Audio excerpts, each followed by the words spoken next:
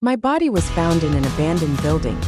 The construction workers, struggling to hold back their nausea, called the police. My parents rushed from my sister Lily Lambert's celebration banquet to the crime scene. The crime scene investigator, Chester Ford, frowned and motioned for them to put on masks. My dad, David Lambert, was one of the top investigators the police brought in for special cases, and my mom, Stella Zimmer, was the leading forensic pathologist in Jasper City. Even though they had seen countless crime scenes, they still flinched when they saw my body in the sweltering summer heat. My corpse had bloated significantly.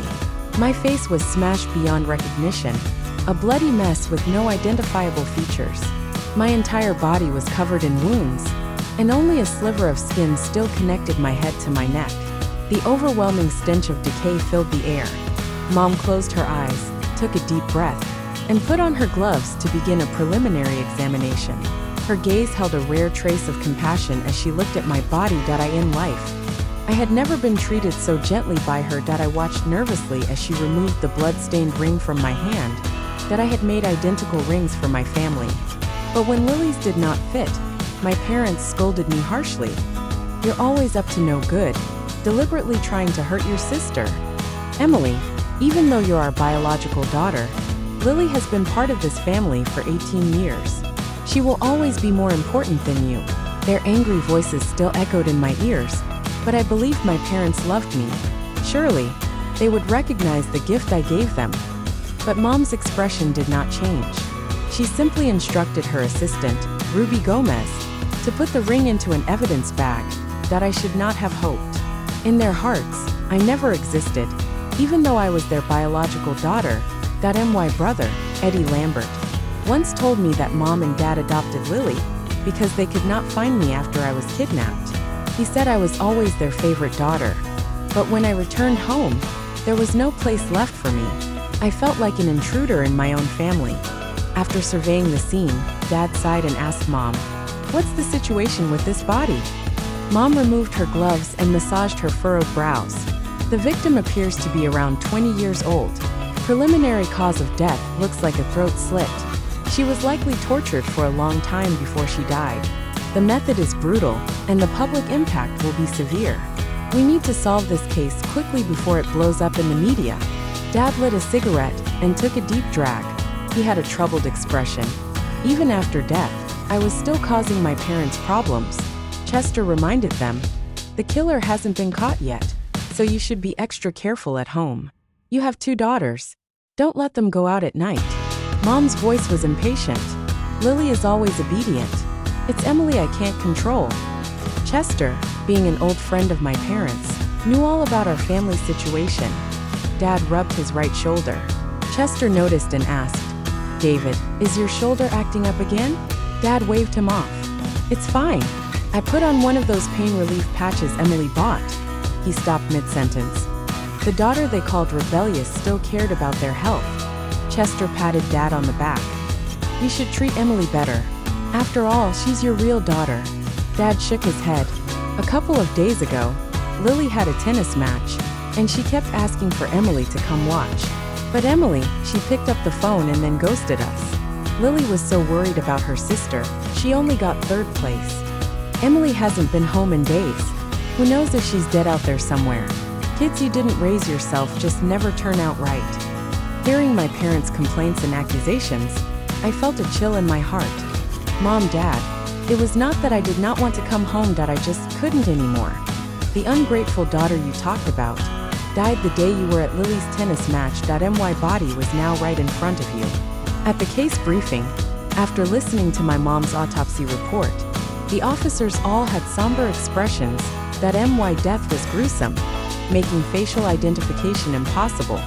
The abandoned building where my body was dumped was not the original crime scene, significantly increasing the difficulty of solving the case. Dad instructed the officers to search the area around where the body was found for any suspicious activity, have the forensic pathologist perform another autopsy to see if there's anything new, and send the DNA samples to the forensic lab as soon as possible. He left my mom with that remark before hurrying off with his team. They showed more concern for the body than they ever did for me. Why Mom once stroked Lily's hair. and said that being a forensic pathologist was a noble profession. She believed that giving a voice to the dead was an important duty, that I watched as Lily nodded in agreement. However, the moment my mom turned away, she wiped her hair in disgust.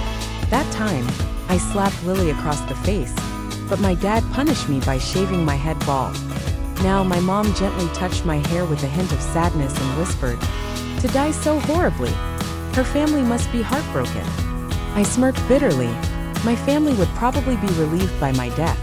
Maybe only Eddie would feel a little sad that Mom's gloved hand moved across my back. There was a large burn scar there, one I got after being kidnapped. When they brought me home that year and I changed clothes, my mom stared at it in surprise. There was a hint of disgust in her expression. "How did you get that on your back? That's disgusting. Don't scare Lily. Could she recognize me now because of this scar?" I bit my lip nervously. Beads of sweat were forming on my forehead. But a second later, Mom dismissed it casually. "This didn't happen this time." Ruby suddenly gasped softly, "Dr. Stella, there's a piece of paper in the victim's stomach." My mom's eyes widened as she took the paper inside. "The stomach acid has already corroded it. We'll see if the crime scene investigation (CSI) can analyze it later." Suddenly a phone rang. It was Lily's favorite song. Mom quickly removed her gloves and rushed to the hallway. Her voice was soft and loving. "Sweetheart, what's wrong?" "Mommy's at work. Tomorrow." Mom paused for a moment, then gritted her teeth. "Dad and I will definitely be there to cheer you on. Eddie is on a business trip and won't be back in time." Lily's sweet voice filled my ears. "Love you, Mom. I really hope Emily can come watch my match. If she's there to support me, I'm sure I'll win." "It's fine if she doesn't want to come. It's normal that she doesn't like me. After all, I've hogged all your and Dad's love for so many years." Even though Lily and I had never gotten along, from the day I returned home, she was always secretly framing me. But in front of our parents, she loved pretending we were close sisters. From my experience, I figured Mom would be criticizing me soon. Sure enough, Mom's voice suddenly grew sharp. "You are my precious daughter. What does Emily even count for? She steals from the family and bullies you behind our backs. She doesn't deserve to be my daughter.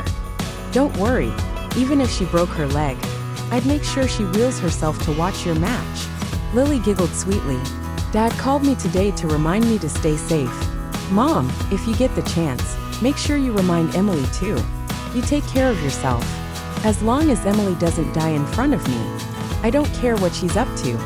Mom always spoke about me with such disdain.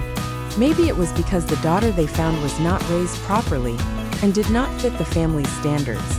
Even after I was found, they refused to change my last name that I in their hearts. The only daughter they had was Lily. While they worried about her safety, no one remembered that I was their real daughter, that I wonder what their reaction would be when they found out how I died. After all, Lily was the one responsible for my death, and they were part of it, too. As she gently told Lily to rest, my mom received a call from Eddie. "Eddie, when does your business trip end? Your sister is waiting for you to watch her match." Before he could even respond, she rushed to ask.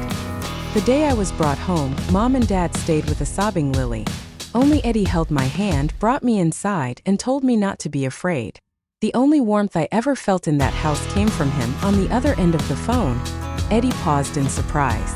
"Is it Emily's math competition? Isn't that next month?" Mom cut him off angrily. "Oh my, not Emily again. Lily is the sister you've known for years. How many times do I have to tell you? Emily was raised outside and filled with bad habits. She doesn't deserve to be part of the Lambert family." I could hear Eddie sigh, as if he could not understand Mom's hostility toward me. "Mom, sometimes you shouldn't believe everything Lily says. Emily is kind and hardworking. If you paid more attention to her, you'd see that. I just called Emily, but she didn't answer. She hasn't responded to the texts I sent a few days ago either. Isn't she home?" Mom scoffed coldly. "She can come and go as she pleases. I'm not going to keep her on a leash, am I? She's probably out causing trouble again. Tomorrow is Lily's tennis match. If you can't make it, that's fine." After a pause, she added harshly, "Tell Emily that if she doesn't show up for Lily's match tomorrow, she better not come home at all. Honestly, it's better if she's not here." Eddie tried to defend me, but she coldly hung up on him. Dad walked in just as she was fuming. Seeing her upset, he asked, "Is it the case? Is the body difficult?" Mom shook her head and complained, "It's not the body. It's Emily again. She probably called Eddie to complain, and now he is playing along with her disappearing act." Dad let out a heavy breath. She knows we're busy, but she's still pulling these stunts. So irresponsible. I'll call her and straighten this out right now. But every time he called, it went straight to voicemail. Ungrateful girl. We would have been better off never finding her. All she does is bring trouble. Standing nearby, Chester overheard everything. He sighed and said, "Back when Emily was kidnapped, the two of you took a year off work to find her. Now that she's back, it's like she's your enemy." I bit my lip, bitterness filling my mouth. The girl they brought home was not the one they had imagined. I was shy, awkward, and lacking in manners. When I was 15 and finally reunited with them, my parents sat in the grand living room. They were holding a sobbing Lily and comforting her with patience. I stood there in patched up clothes, staring down at my worn rubber shoes with a toe sticking out. Lily stopped crying when she saw me. She pretended to be innocent and asked, "Who's this little beggar?" My parents' expressions darkened. It was not because of what Lily said, but because of me. Their disappointing daughter did not meet their expectations. "Mr. Lambert, Dr. Zimmer, I checked the records, and there haven't been any missing persons reports filed in the last couple of days," a police officer said, approaching with the report in hand. Could the family not even notice their daughters missing? Maybe things aren't great at home. Can you believe some parents wouldn't even care about their child going missing? Hearing the murmurs around me, I could not help but feel a wave of sadness. It was so heavy that I could barely breathe. My parents were worried about the victim's family for not filing a report in time, feeling sympathy for them. Yet they never once considered whether I was safe during the days I had been missing. Back when I was kidnapped, they were willing to abandon their jobs to search for me. But now they assumed my disappearance was just a ploy for attention. Maybe I never should have returned to the Lambert family after being found. This was Lily's home, not mine. The years when they cared most about me had long been taken over by Lily. The love and affection that should have been mine would never come my way again.